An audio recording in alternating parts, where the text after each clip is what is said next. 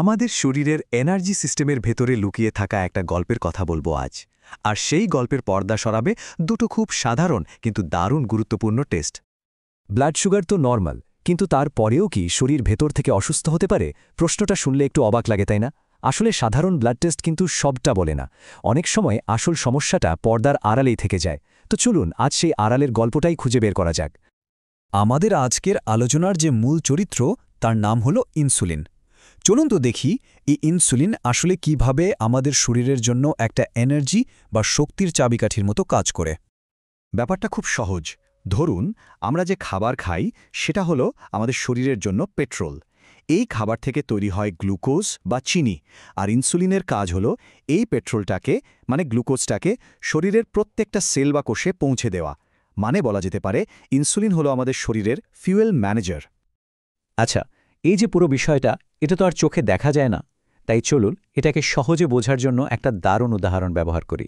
ভাবা যাক ইনসুলিন হলো একটা চাবি, আর আমাদের শরীরের লক্ষ লক্ষ কোষ হলো এক একটা তালা দেওয়া ঘর। দেখুন সিস্টেমটা কি দারুণভাবে কাজ করে। ইনসুলিন নামের সেই চাবিটা কোষের তালার কাছে আসে, তালাটা খুলে দেয় আর সঙ্গে সঙ্গে ঘরের দরজা খুলে যায়।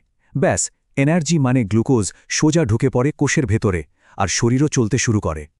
কিন্তু ভাবুন তো একবার, যদি কোনো কারণে এই নিখুঁত সিস্টেমটা ঠিকঠাক কাজ না করে, যদি চাবি দিয়ে তালাটা ঠিকমতো না খোলে, এখানেই কিন্তু গল্পের আসল টুইস্ট। আর এই সমস্যারই নাম হল ইনসুলিন রেজিস্ট্যান্স, একটা লুকানো সমস্যা। এর মানে কি দাঁড়ালো? মানে হল শরীর কিন্তু ঠিকই চাবি অর্থাৎ ইনসুলিন তৈরি করছে, কিন্তু সেই চাবি দিয়ে আর আগের মতো সহজে তালা খোলা যাচ্ছে না। শরীরে ইনসুলিন আছে, কিন্তু কোষগুলো সেই ইনসুলিনকে ঠিকমতো ব্যবহার করতে পারছে না, শক্তিও নিতে পারছে না। পার্থক্যটা তাহলে পরিষ্কার।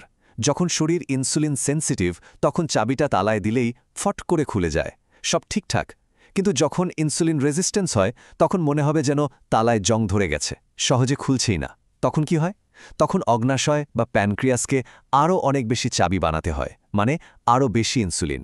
এই বাড়তি চাপের ফলে প্যানক্রিয়াস তো ক্লান্ত হয়ে পড়েই, সাথে সাথে কিন্তু হার্টের সমস্যা আর অন্যান্য বড় বড় রোগের ঝুঁকিও বেড়ে যায়। তো প্রশ্ন হলো, এই যে একটা লুকানো সমস্যা যেটা সহজে ধরা পড়ছে না, এটাকে আমরা ধরব কিভাবে?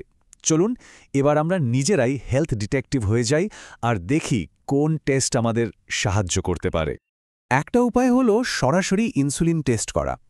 এটা রক্তে ইনসুলিনের পরিমাণটা মেপে দেয়। খালি পেটে একবার, আবার খাওয়ার পরেও একবার করা হয়।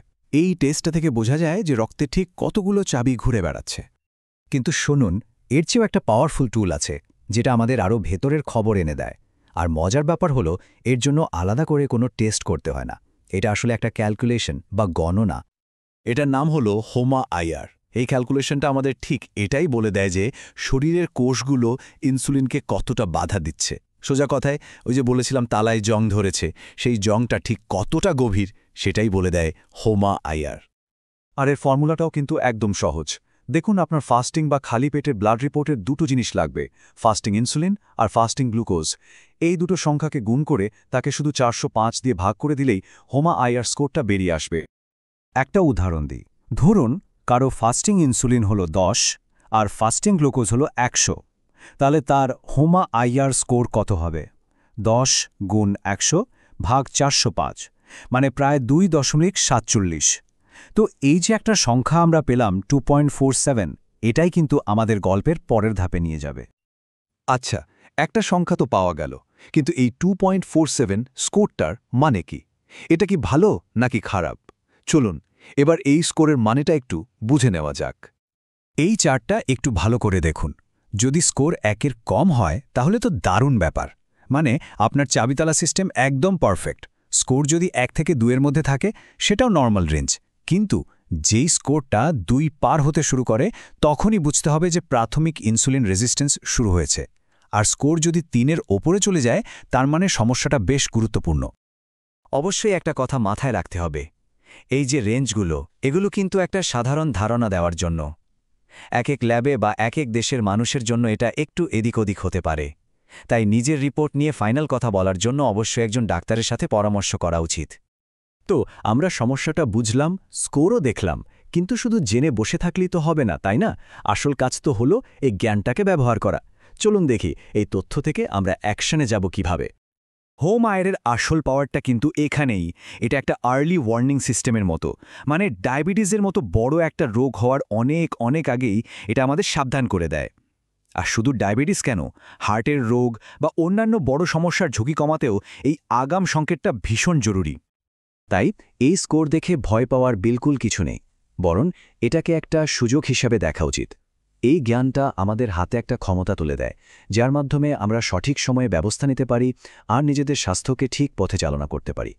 আর ব্যবস্থাগুলোও কিন্তু খুব কঠিন কিছু নয়, সবই আমাদের হাতের নাগালে। যেমন ধরুন, খাবারের অভ্যাসটা একটু ভালো করা, নিয়মিত শরীরচর্চা করা আর ওজনটাকে নিয়ন্ত্রণে রাখা।